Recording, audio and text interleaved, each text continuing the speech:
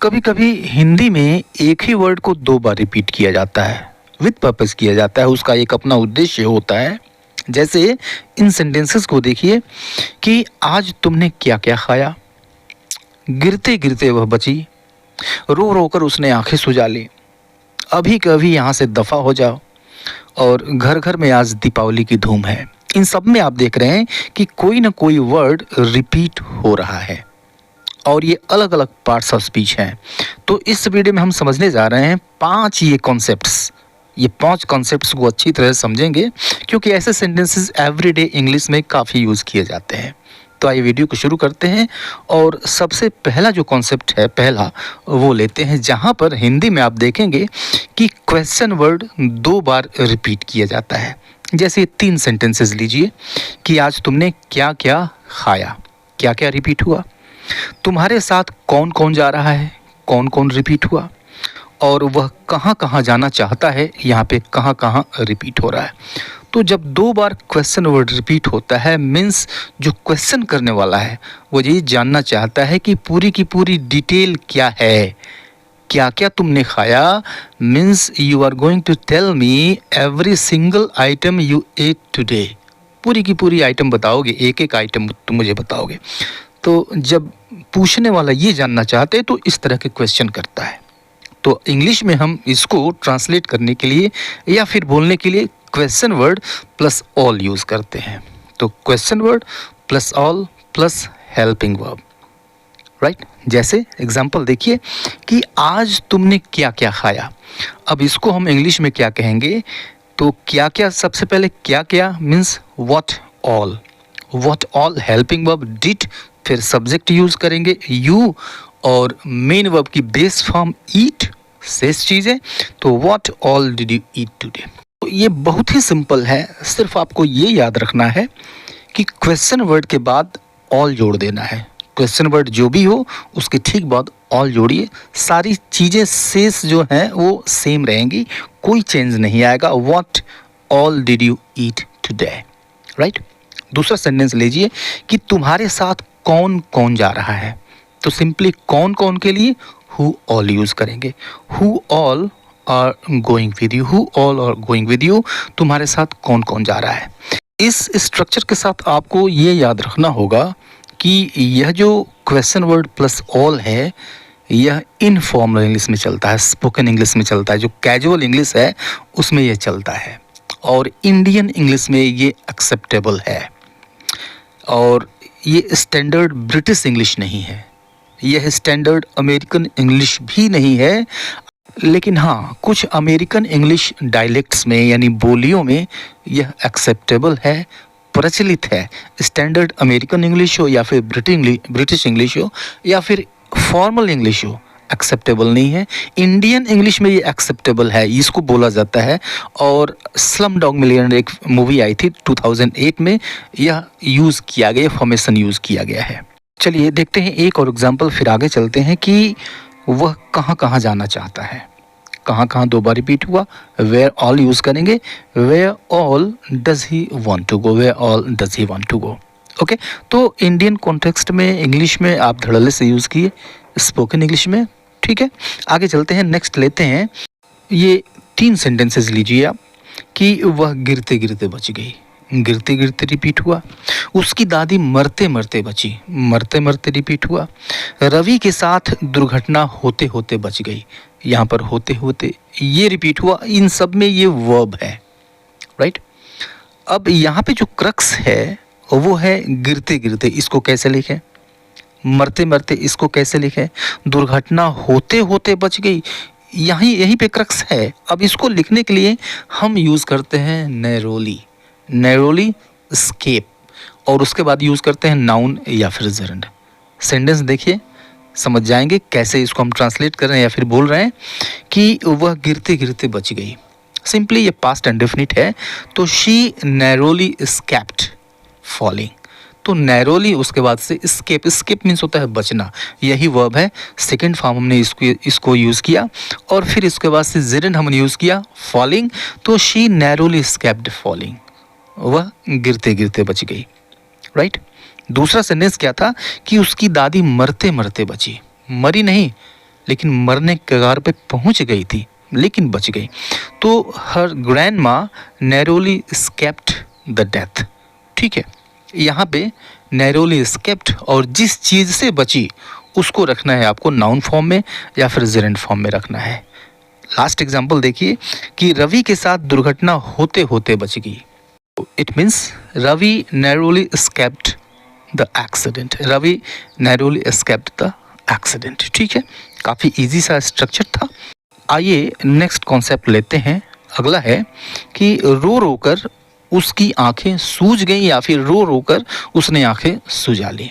ठीक है, रो रो कर ये रिपीट हुआ है कि लिख लिख कर मेरे हाथ दुख गए। ओके, तुम्हें समझा समझा कर मैं थक गया।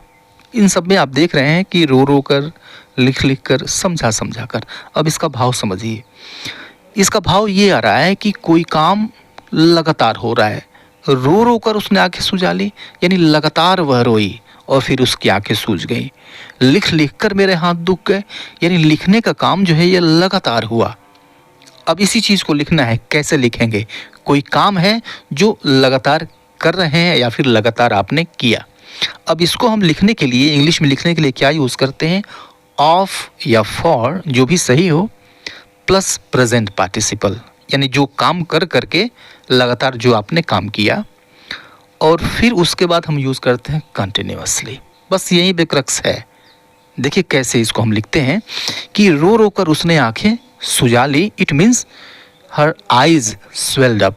इसका मतलब हुआ हर आइज स्वेल्ड अप, उसकी आंखें सूज गई। और लिखना है, इसके बाद क्या लिखना है? लगातार रोते रहने से, from crying continuously, from crying continuously. ठीक है, तो फ्रॉम के बाद हमने यूज़ किया प्रेजेंट पार्टिसिपल और इसके बाद से हमने यूज़ किया कंटिन्यूअसली। ठीक है, हर eyes swelled up from crying continuously. अगला सेंटेंस देखिए कि लिख लिख कर मेरे हाथ दुख गए। तो सबसे पहले लिखेंगे कि मेरे हाथ दुख गए। It means my hands hurt, my hands hurt from writing continuously, from writing continuously, लिख लिख करके। ओके, और ये लास्ट सेंटेंस देखिए कि तुम्हें समझा समझा कर मैं थक गया। तो सबसे पहले लिखिए मैं थक गया, आई एम टायर्ड। और टायर्ड जब यूज़ कर लिया फिर उसके बाद ऑफ यूज़ किया जाता है, आई एम टायर्ड ऑफ। और समझा समझा कर, तुम्हें समझा समझा कर means explaining things to you, I am tired of explaining things to you. ये भी काफ़ी सिंपल है, समझ गए होंगे तो फिर कभी दिक्कत आने वाली नहीं है इस तरह के सेंटेंसेस बोलने में। अगला कॉन्सेप्ट लेते हैं। कुछ सेंटेंसेस ऐसे होते हैं जिसमें अभी के अभी ये आ जाता है, आज के आज ये आ जाता है, वहीं के वहीं ये आ जाता है। एक वर्ड दो बार रिपीट होता है, जैसे अभी के अभी यहाँ से चले जाओ। अब यहाँ पे इसका सेंस समझिए। अभी के अभी मतलब अभी, तुरंत अभी, थोड़ा भी देर मत करो। और ये बन गया एम्फेटिक सेंटेंस। तो अभी के अभी इसकी इंग्लिश होती है राइट नाउ या फिर राइट अवे, ये यूज़ करेंगे। आज के आज यह काम ख़त्म करो। तो आज के आज मतलब कल की बात नहीं है, सिर्फ आज, यानी आज ही ख़त्म करो। तो आज के आज ओनली टुडे। और वहीं के वहीं, वहीं के वहीं मतलब कहीं दूसरी जगह नहीं, तुरंत वहीं के वहीं, इसको हम लिखते हैं देन एंड देयर। राइट, कहेंगे कैसे, इसको यूज़ कैसे करेंगे? अभी के अभी यहाँ से चले जाओ, get lost from here right now. दूसरा सेंटेंस देखिए कि आज के आज तुम्हें यह काम ख़त्म करना है। It means you have to finish this work only today, only today, आज के आज, सिर्फ आज, आज ही। मैंने उसे वहीं के वहीं सबक सिखाया, मैंने उसे वहीं के वहीं सबक सिखाया। Means I taught him a lesson then and there, I taught him a lesson then and there. अगला कॉन्सेप्ट देखिए, अगला कॉन्सेप्ट क्या है? अगला कॉन्सेप्ट देखिए और समझिए इसको। सेंटेंस लीजिए आप कि मैं इस शहर की गली गली से वाकिफ़ हूँ। गली गली ये रिपीट हो रहा है। आज घर घर में दीपावली की धूम है, घर घर में। बच्चा बच्चा भगत सिंह को जानता है, बच्चा बच्चा। अब इस चीज़ को हम कैसे कहेंगे? सेंस लीजिए इसका, फिर आसान हो जाएगा। तो इस शहर की गली गली से मैं वाकिफ़ हूँ। तो गली गली से वाकिफ़ हूँ मीन्स हर एक गली से वाकिफ़ हूँ। सबका अर्थ यहाँ पे वही है। आज घर घर में दिवाली की धूम है, तो घर घर में मतलब हर एक घर में बच्चा बच्चा भगत सिंह को जानता है, मीन्स हर एक बच्चा भगत सिंह को जानता है। अब इसको हम कैसे कहेंगे? कहना हो गली गली मीन्स एवरी सिंगल स्ट्रीट, या फिर एवरी स्ट्रीट कर लीजिए। घर घर में मीन्स एवरी हाउस ये कह लीजिए, या फिर एवरी सिंगल हाउस ये कह लीजिए। बच्चा बच्चा एवरी सिंगल चाइल्ड, या फिर एवरी चाइल्ड कह लीजिए। कैसे? देखिए, मैं इस शहर की गली गली से वाकिफ़ हूँ। It means I am familiar with, मैं वाकिफ़ हूँ। आई एम फैमिलियर विद, किस चीज़ से वाकिफ़ हूँ? With every single street of this city, right. I am familiar with every single street of this city. ये दूसरा सेंटेंस देखिए कि आज घर घर में दिवाली की धूम है। तो दिवाली की धूम, इसको हम कहेंगे a festive buzz of Diwali, a festive buzz of Diwali. It means today there is a festive buzz of Diwali in every single house, right. बच्चा बच्चा भगत सिंह को जानता है। It means every single child knows Bhagat Singh. ठीक है, ये 5 कॉन्सेप्ट आपको मिले, कैसे लगे ज़रूर बताइएगा। मिलते हैं नेक्स्ट वीडियो में, तब तक के लिए goodbye and take care.